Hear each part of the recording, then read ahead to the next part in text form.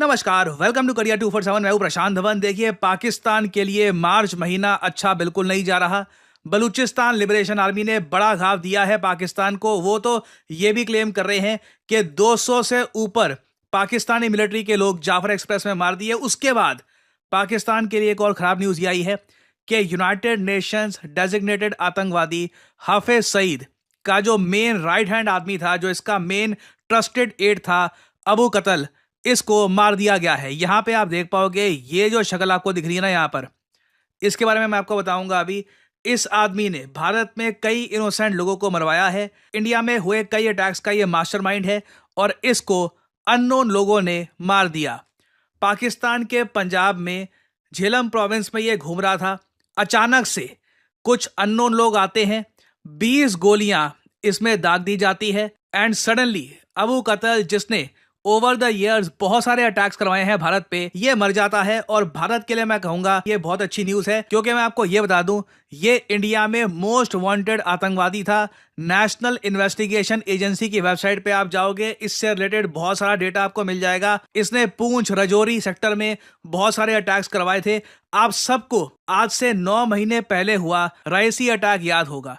जम्मू कश्मीर के रईसी डिस्ट्रिक्ट में जो हिंदू पिलग्रिम्स थे, हिंदू श्रद्धालु थे, उन पर आतंकवादियों ने अटैक कर दिया था। वो अटैक भी अबू कतल नहीं करवाया था। इसका नाम है वैसे जियाउर रहमान। अबू कतल इसका एक एलियास है। अबू सिंधी, अबू कतल इसको कहा जाता है। और मुझे अच्छे से याद है, आज से 9 महीने पहले मैंने ये वीडियो करी थी अपलोड स्टडी IQ पर। Pakistani group TRF says they attacked Raisi. Raisi पे अटैक हुआ था, पिलग्रिम्स को मार दिया गया था। उस वक्त इजराइल भारत के सपोर्ट में आया था। इजराइल के जो उस वक्त के एम्बेसडर थे नाउर गिलोन, इन्होंने इंडिया के पक्ष में यहां पर ट्वीट करी थी। और आप सबको यह भी याद होगा, जिस तरीके से जब गाजा के रफा पे अटैक हुआ था इजराइल का, उस वक्त इंटरनेशनली एक ट्रेंड चला था, ऑल आइज ऑन रफा। इंडियंस ने कोशिश करी कि रईसी में जो हुआ है उसके रिगार्डिंग भी हम एक ट्रेंड चलाएं, मगर मेन स्ट्रीम मीडिया ने, इंस्टाग्राम ने इस ट्रेंड को ब्लॉक कर दिया और ऑल आइज ऑन रईसी वाला जो ये ट्रेंड है, मुझको याद है, इसको बिल्कुल हाइड कर दिया गया था। काफी डिसअपॉइंटिंग था। किसी बॉलीवुड एक्टर, किसी बड़े क्रिकेटर, किसी ने भी ये जो हैशटैग है इसको ट्रेंड किया नहीं। मगर revenge is a dish best served cold.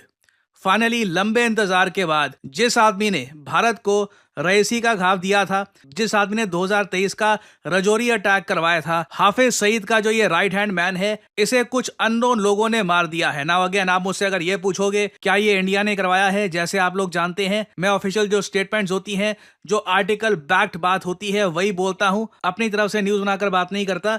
तो ऑब्वियसली मैं यहाँ पर नहीं कहूंगा कि इंडिया का हाथ था, मगर वो अननोन लोग कहीं से आए, उनको बाकी पाकिस्तान के आतंकवादी पकड़ नहीं पाए और चुपचाप अपना काम करके चले गए। नाउ अगर हम पाकिस्तानी गवर्नमेंट की सुने ना, तो पाकिस्तानी गवर्नमेंट लंबे समय से ये कहती आई है कि इंडिया की रॉ इस टाइप की किलिंग्स लंबे समय से कर रही है पाकिस्तान में। इंडिया ऑब्वियसली ऑफिशियली इन सब आरोपों को डिनाई करता है। यहाँ पे आप देख पाओगे आर्टिकल, द गार्डियन का 11 महीने पुराना आर्टिकल है। यहाँ पर लिखा है कि इंडियन गवर्नमेंट ने ऑर्डर करी थी किलिंग्स इन पाकिस्तान। नाउ ये जो आरोप है पाकिस्तान ने बाद में इंडिया पे काफी लगाए।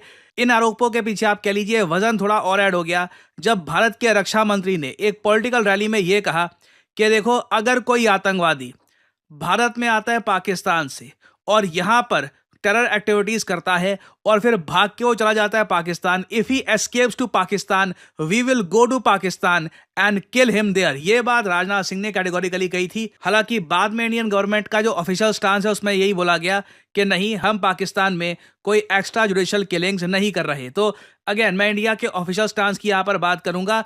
पाकिस्तान ऑब्वियसली जो यहाँ पर हुआ है हाफिज सईद के एड के साथ, उसका आरोप भी भारत पे लगाएगा, जिस तरीके से जाफर एक्सप्रेस का आरोप ये लोग लगा रहे हैं भारत पे। बट पाकिस्तान को सबसे बड़ा क्वेश्चन यहाँ पर यह पूछना चाहिए खुद से कि इतने सारे आतंकवादी, मोस्ट वांटेड लोग इनके देश में इस तरीके से खुले घूमते क्यों हैं। और वैसे मैं आपको एक बात बताऊं, आज के समय अफगानिस्तान से ना बहुत सारे इंसाइटफुल आर्टिकल्स पब्लिश हो रहे हैं। इनका एक न्यूज पोर्टल है अमू, वहां पर इन लोगों ने एक आर्टिकल पब्लिश किया। नसरुल्लाह स्तानिकजाई एक अफगानी है, इन्होंने ये आर्टिकल पब्लिश किया, Pakistan double game on terrorism. ये एक ऐसा मैं कहूंगा इशू है जहां पर अफगानिस्तान और इंडिया परहैप्स दोनों को पाकिस्तान को प्रॉपर्ली टारगेट करना होगा। क्योंकि पाकिस्तान करता क्या है, जब इनको यूएसए से ज्यादा प्रेशर फील होता है, तब एक कोई आतंकवादी जो यूएस के टारगेट लिस्ट में होता है उसको ये भेज देते हैं यूएस में। और प्रॉब्लम ये है, डोनाल्ड ट्रंप में भी कुछ अच्छाइयाँ भी होगी, but at the same time in the sphere of Jio politics ये इतने ज़्यादा इल इन्फॉर्म्ड है, इनको कई चीज़ों के बारे में प्रॉपर नॉलेज है नहीं, तो कुछ भी इनके मुंह से निकल जाता है। अब रिसेंटली पाकिस्तान ने एक आतंकवादी यूएसए को भेज दिया। डोनाल्ड ट्रंप ने पार्लियामेंट में खड़े होकर पाकिस्तान का थैंक यू बोल दिया। आप इमेजिन कर सकते हैं पाकिस्तान के ऊपर से कितना सारा जो प्रेशर इवेंचुअली इंडिया ने बिल्ड किया है ओवर द इयर्स, कि यूएस के साथ कई मीटिंग हुई तो वहां पर पाकिस्तान के आतंकवाद को लेकर स्टेटमेंट आई, रशिया के साथ मीटिंग हुई तो वहां पर बोला कि देखिए पाकिस्तान में आतंकवाद है, they have to take care of it.